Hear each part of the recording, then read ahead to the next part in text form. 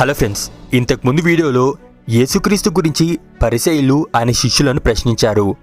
అలాగే యోహాను శిష్యులు వచ్చి ఆయన శిష్యుల గురించి యేసుక్రీస్తును ప్రశ్నించారు. ఈ రెండు ప్రశ్నలకు కూడా యేసుక్రీస్తే జవాబిచ్చాడు. ఆ వీడియోకు సంబంధించిన లింక్ డిస్క్రిప్షన్లో ఉంది.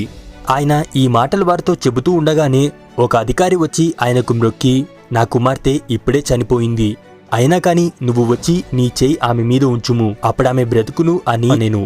వెంటనే యేసు లేచి అతని వెంట వెళ్ళెను.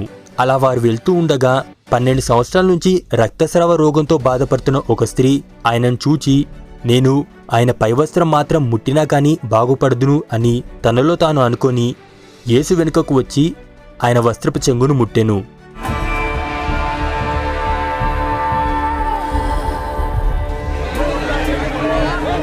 అప్పుడు యేసు వెనుకకు తిరిగి ఆమెను చూచి, కుమారి, ధైర్యంగా ఉండుము, నీ విశ్వాసము నిన్ను బాగుపరచనని ఆమెతో చెప్పెను. ఆ గడియ నుండి ఆ స్త్రీ బాగుపడెను. ఆ తర్వాత యేసు ఆ అధికారి ఇంటికి వచ్చి అక్కడ వాయిద్యాలు వాయిస్తూ ఏడుస్తూ ఉన్న జనసమూహాన్ని చూసి, బయటికి వెళ్ళండి, ఈ చిన్నది నిద్రిస్తుందే గాని చనిపోలేదని వారితో చెప్పెను. యేసు చనిపోయిన పాపను నిద్రిస్తుంది అని అన్నందుకు వారాయనను అపహసించారు. అయితే యేసు జనసమూహమును పంపించేసి ఆయన లోపలికి వెళ్ళి ఆమె చేయి పట్టుకోగానే ఆ పాప లేచెను. అప్పుడు ఈ సమాచారం ఆ దేశమంతటా వ్యాపించెను. ఈ రెండు సందర్భాలలో ఆ అధికారి యొక్క విశ్వాసం మరియు రక్తస్రావ రోగం గల స్త్రీ యొక్క విశ్వాసం రెండూ ప్రత్యేకమైనవి. ఆ అధికారి యేసు తన కూతురిని ముట్టుకుంటే చాలు అని అనుకున్నాడు. అలాగే ఈ రక్తస్రావ రోగం గల స్త్రీ యేసుక్రీస్తు వస్త్రపు చెంగును ముట్టుకున్నా గానీ చాలు అని అనుకుంది. వీరిద్దరి విశ్వాసాన్ని యేసుక్రీస్తు అందరిలోనూ గనపరిచాడు. యేసు అక్కడి నుండి వెళ్తూ ఉండగా 2 గుడ్డివారు ఆయన వెంట వచ్చి, దావీదు కుమారుడా, మమ్మను కరుణించుమని కేకలు వేశారు. ఆయన ఇంటిలో ప్రవేశించిన తర్వాత ఆ గుడ్డివారు ఆయన ఎద్దకు వచ్చారు. అప్పుడు యేసు, నేను ఇది చేయగలనని మీరు నమ్ముతున్నారా అని వారిని అడిగాను. అందుకు వారు, నమ్ముచున్నాం ప్రభువా అని ఆయనతో చెప్పారు. అప్పుడు యేసు వారి కన్నులు ముట్టి, మీ నమ్మిక చొప్పున మీకు కలుగునుగాక అని వారితో చెప్పెను. అలా చెప్పిన వెంటనే వారి కన్నులు తెరవబడ్డాయి.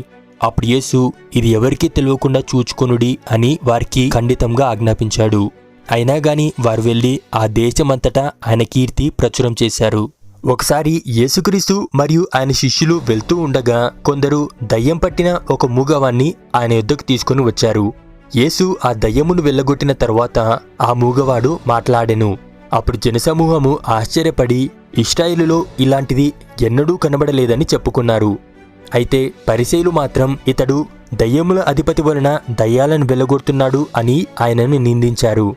యేసు వారి సమాజ మందిరాల్లో బోధిస్తూ రాజ్య సువార్తను ప్రకటిస్తూ ప్రతి విధమైన రోగమును ప్రతి విధమైన వ్యాధిని స్వస్థపరుస్తూ అన్ని పట్టణాల్లోనూ గ్రామాల్లోనూ సంచారం చేసెను. ఆయనను వెంబడిస్తున్న ఆ సమూహములను చూచి వారు కాపర్లేని గొర్రెల వలె విసికి చెదరి ఉన్నందున వారి మీద కనికరపడి, కోత విస్తారమే, కాని పనివారు కొద్దిగా ఉన్నారు, కాబట్టి తన కోతకు పనివారిని పంపమని కోత యజమానుని వేడుకొనుడి అని ఆయన తన శిష్యులతో చెప్పెను. ఇదే ఇవాల్టి మన వీడియో. యేసుక్రీస్తు తన శిష్యులకు తెలియజేసిన ముఖ్యమైన బోధ గురించి నెక్స్ట్ వీడియోలో తెలుసుకుందాం. Thanks for watching.